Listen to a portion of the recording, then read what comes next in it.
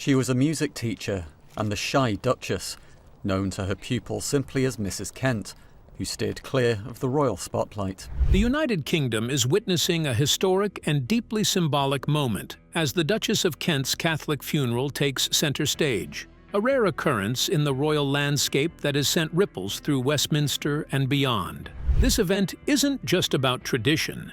It challenges centuries-old protocols, ignites debates on faith and succession, and forces the monarchy to navigate delicate public perception.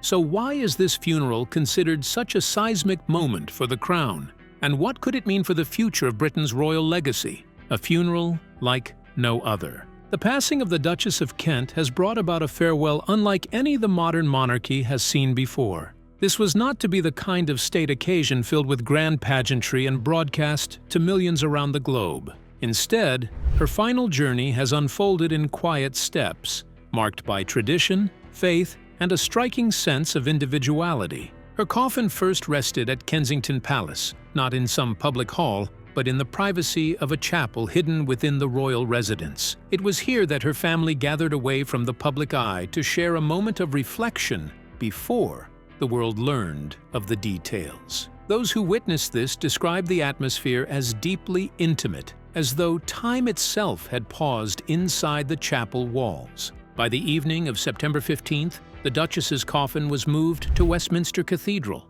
a place rarely associated with royal funerals. The reception rites and vespers observed there were steeped in Catholic tradition, a choice that immediately drew whispers. For centuries, the monarchy has been tightly bound to the Church of England, so for a senior royal figure to request a Catholic Requiem Mass felt both historic and quietly defiant. Was this the Duchess's way of leaving behind a final message about faith, or perhaps about personal freedom within the rigid structure of royalty? The following afternoon, on September 16th at 2 p.m., the Requiem Mass was held. Those who attended included King Charles, Queen Camilla, and members of the Kent family, the Duke, their children George, Lady Helen, and Lord Nicholas. Yet the gathering was far smaller than one might expect for a figure of such stature. No cameras, no crowds, no live broadcast. Instead, the cathedral's sacred walls absorbed every hymn and prayer, preserving the solemnity in silence. It was said that the Duchess herself had wished for it this way, simple, devout, and rooted in her personal beliefs. Afterwards, the journey continued toward Windsor, where the royal burial ground at Frogmore awaited. This resting place, already home to generations of royals, holds its own weight of history. To be buried there is to join a lineage, yet the Duchess's path to that final ground was unlike any who came before her. Flags at royal residences flew at half-mast, but beyond that, the farewell bore little resemblance to the sweeping public funerals of past queens and princesses. This, perhaps, is what makes her funeral stand apart. It honored not only her role within the monarchy, but also her individuality, her willingness to live by her convictions, even when they didn't match the expectations placed upon her. The decision not to televise the service is telling. It left much of the ritual shrouded in mystery, sparking conversations among those outside the cathedral doors. What words were spoken in tribute? Which moments stirred the deepest emotion among her family? And why was such a private farewell chosen for a figure who had spent so many years within one of the world's most scrutinized families? For royal watchers, the Duchess of Kent's funeral will be remembered not for its grandeur, but for its quiet power. In an age where almost everything is shared and televised, she managed to have the last word on her own terms, a farewell built not on spectacle, but on sincerity. And so, as her coffin was lowered into the ground at Frogmore, among the whispers of history and the shadows of royal tombs, one truth became clear. The Duchess had shaped her own story until the very end, leaving behind a legacy that might not dominate headlines, but will certainly linger in memory as one of the most unique farewells in modern royal history. But what truly makes this royal funeral so historic and unforgettable? Stay connected to your screen to find out. This royal funeral is so historic. It begins not with silence, but with history echoing through the walls of Westminster Cathedral, a place where faith and royalty have crossed paths in rare and unforgettable ways. This cathedral has witnessed extraordinary moments. Pope John Paul II celebrated Mass here during his historic visit to the UK in 1982, and decades later, in 2010, Pope Benedict XVI followed in his footsteps. For many, those visits felt like bridges between two worlds, the papacy and the British Crown, long divided since the Reformation of the 16th century. And yet, one royal woman's story made that bridge even more personal. In 1994, Catherine, Duchess of Kent, made a choice that shocked many. She converted to Catholicism. She became the first senior member of the royal family to do so since 1685, breaking centuries of silence on a subject long considered delicate within the monarchy. It was not a decision made lightly, and whispers at the time questioned how it would be received within the royal household. Would it be frowned upon? Would Catherine find herself quietly distanced? Or was this a sign that the monarchy too could evolve with the times? Just a year later, in 1995, she was seen alongside Queen Elizabeth II at Westminster Cathedral, attending an evening prayer service. That appearance was historic on its own. It was the first time a reigning monarch had been present at a Catholic liturgy since the Reformation.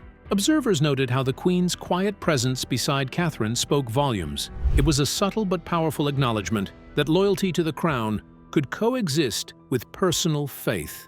Fast forward to today, and Westminster Cathedral once again prepares to take its place in history as it opens its doors for the Duchess of Kent's funeral. Her coffin, making its solemn journey from Kensington Palace, will be led by the haunting sound of a piper from the Royal Dragoon Guards, a regiment with which Catherine held a special connection as Deputy Colonel-in-Chief. The sight will be both regal and deeply personal, blending military precision with the tenderness of farewell. Inside the cathedral, the first moments will be marked not by grandeur, but by intimacy. A private vigil, reserved for Catherine's immediate family, will be held. The ancient rite of reception will formally welcome her into the cathedral, followed by vespers, evening prayers for the departed. In this moment, ritual and devotion will meet grief, offering both comfort and solemnity. The Requiem Mass, the central funeral service, will take place on Tuesday afternoon, led by Cardinal Nichols. It is expected to draw not just family, but also senior royals, including the King and Queen, who will sit alongside the Duchess's widower, Prince Edward, Duke of Kent. The gathering itself speaks volumes. The monarchy, often so carefully staged in public, will be seen here in its most human state, mourning one of its own. After the final prayers, Catherine will be taken to her final resting place at Frogmore in Windsor. It is a burial ground steeped in royal tradition, but one that has not received a new interment in over 2 decades. That she should be laid to rest there ties her story back into the long and complex narrative of the royal family, a quiet but meaningful continuation of history. Her journey, from a woman who defied centuries of tradition by embracing Catholicism to a duchess remembered with full honors, reminds us that royalty is never just about crowns and ceremonies. It is about choices, beliefs, and the delicate balance between public duty and private conviction. Catherine's funeral is not simply another royal event, it is the closing of a chapter that once challenged conventions and left a legacy of courage, wrapped in grace. As the final notes of the piper fade and her coffin is lowered into Windsor's sacred ground, one can't help but wonder, will the story of the Duchess of Kent become a turning point remembered years from now, a moment when faith, history, and royalty collided once again under the watchful eyes of the world? But what hidden strength lies behind a life of quiet grace? Stay glued to your screen to uncover the truth. A life of quiet, grace, and hidden strength. Catherine Lucy. Mary Worsley was never the kind of royal who chased the spotlight, yet her story continues to fascinate. Born in 1933 in the rolling countryside of Yorkshire, she was the daughter of Sir William Worsley of Hovingham Hall, a stately home that gave her a love for music, books, and the rhythms of rural life. Those early years shaped her deeply, not just in upbringing, but in the way she would later navigate the pressures of royalty with a sense of calm that was uniquely hers. Her life changed in 1961 when she married Prince Edward, Duke of Kent, at the Grand York Minster. The ceremony was regal and dazzling, watched by millions across Britain. Yet even then, Catherine, newly titled the Duchess of Kent, seemed less concerned with grandeur and more drawn toward people. She carried out her duties faithfully, standing by her husband's side and attending royal engagements. But unlike some of her contemporaries, she was never hungry for attention. Instead, she became known for her warmth, for moments of empathy that lingered longer than grand gestures. One such moment, perhaps the most unforgettable of her public life, happened at Wimbledon in 1993. Tasked with presenting the trophy, she noticed tennis player Jana Novotná breaking down in tears after a painful defeat.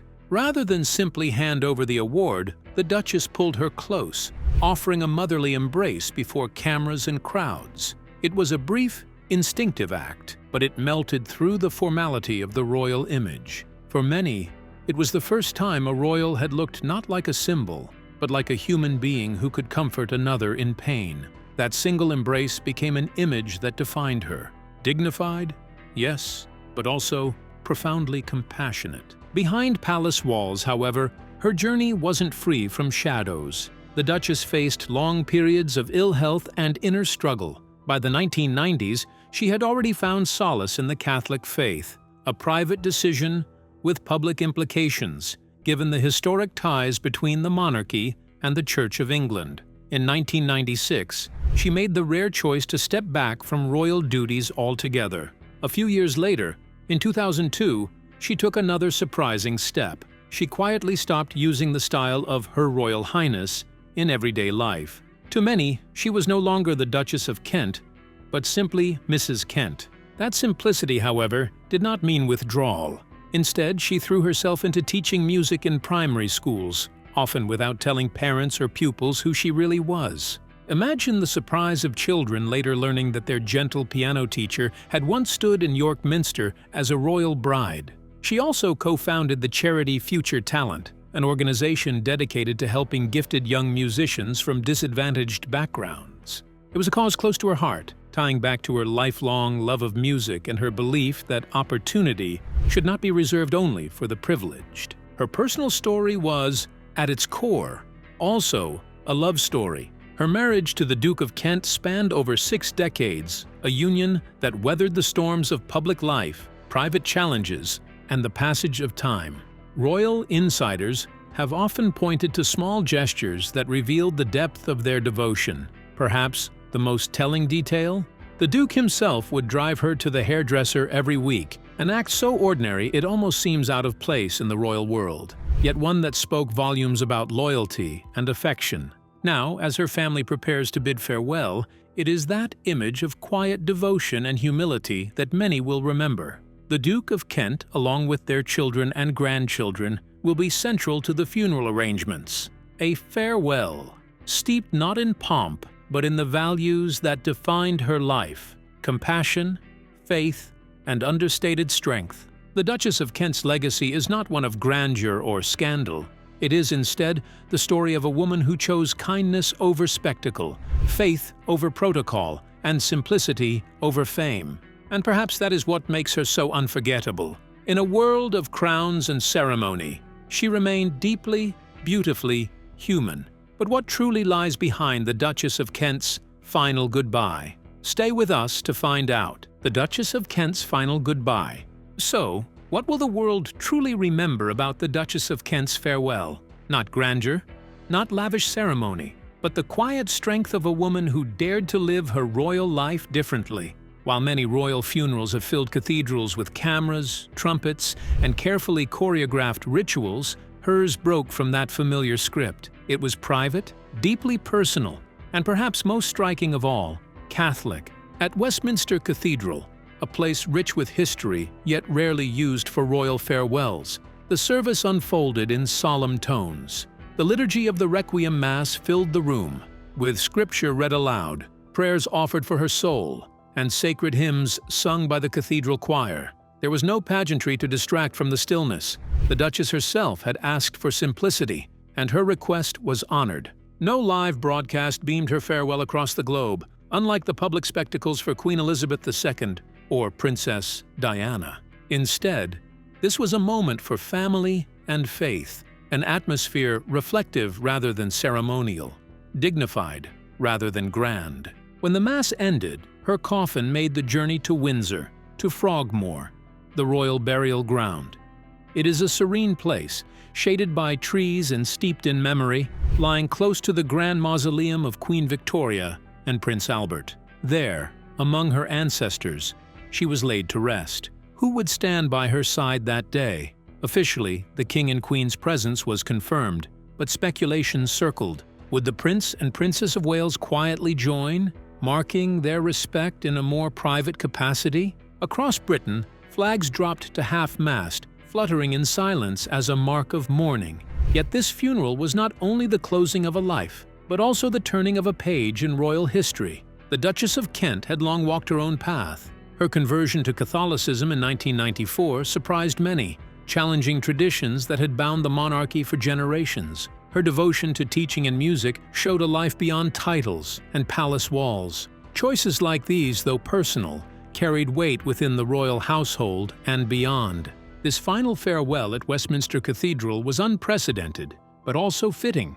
It was a service that reflected her individuality, her faith, and her determination to live authentically, even while bound by royal duty. As Britain bowed its head, the world glimpsed a different kind of royal legacy, one shaped not by pomp, but by humility, independence, and quiet conviction.